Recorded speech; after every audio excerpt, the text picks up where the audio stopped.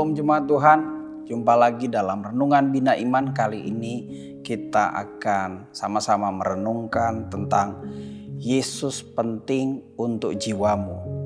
Firman Tuhan dalam Yohanes pasal 3 ayat yang ke-16, ini ayat yang sudah biasa kita dengar. Bunyinya begini, karena begitu besar kasih Allah akan dunia ini, sehingga ia telah mengaruniakan anaknya yang tunggal, supaya setiap orang yang percaya kepadanya tidak binasa, melainkan beroleh hidup yang kekal. Bapak Ibu, orang-orang percaya yang mendengarkan tayangan ini, ketahuilah bahwa Allah memiliki kasih yang besar kepada semua orang. Dikatakan tadi, begitu besar kasih Allah akan dunia ini. Tidak disebutkan bahwa Allah mengasihi orang Yahudi saja. Yesus di sini berbicara bahwa dia tidak hanya datang bagi orang-orang Yahudi, di mana ayat firman Tuhan ini sedang diberikan. Dia tidak hanya mengasihi orang Yunani, tapi dikatakan mengasihi dunia, semua orang. Allah mengasihi semua orang. Allah menginginkan semua orang selamat. Allah menginginkan setiap orang beroleh kasih kebaikannya. Markus pasal 2 ayat 17 berkata begini. Yesus mendengarnya dan berkata kepada mereka, bukan orang sehat yang memerlukan tabib, tetapi orang sakit. Lalu dikatakan demikian, aku datang bukan untuk memanggil orang benar, melainkan orang berdosa. Yesus menunjukkan kebutuhan manusia pada seorang tabib, yaitu orang yang sakit. Dia sejajarkan dengan kebutuhan orang berdosa akan Yesus. Orang-orang percaya, firman Tuhan ini adalah bukti kasih Allah kepada kita. Engkau yang membutuhkan tabib, engkau yang sakit secara rohani, engkau yang penuh kekecewaan, engkau yang penuh sakit hati, engkau yang penuh dengan dendam hari-hari ini, engkau yang tidak mampu mengendalikan nafsu seksmu, engkau yang tidak mampu mengendalikan amarahmu, engkau yang tidak mampu mengendalikan kebohongan-kebohongan yang keluar dari lidah bibir kita. Hei, Allah mengasihimu.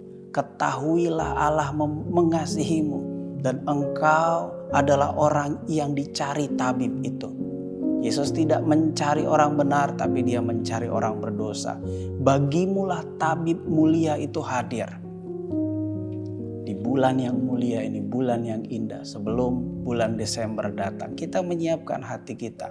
Ketahuilah bahwa Allah ingin mengubahkan, menyembuhkan. Dia ingin menjadi tabib yang mulia untuk dirimu, untuk menyembuhkanmu. Yang kedua yang bisa kita lihat dari firman Tuhan itu, dikatakan dikatakan di sana, supaya setiap orang percaya kepadanya tidak binasa.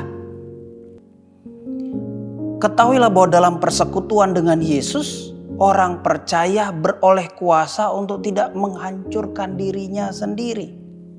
Nah, ini kebenaran yang luar biasa dari ayat firman Tuhan dalam Yohanes pasal 3 ayat 16 tadi. Kalau di dalam Alkitab itu dikatakan, supaya setiap orang yang percaya kepadanya tidak binasa. Kalau saya periksa dari teks Yunaninya, dari kata apoletai, tidak binasa, dalam bentuk aorist middle subjunctive. Artinya maksudnya begini Bapak Ibu, bahwa persekutuan dengan Yesus, orang yang percaya kepada Yesus, dia beroleh kuasa dari persekutuannya dengan Yesus. Beroleh kuasa untuk apa? Untuk tidak menghancurkan dirinya sendiri.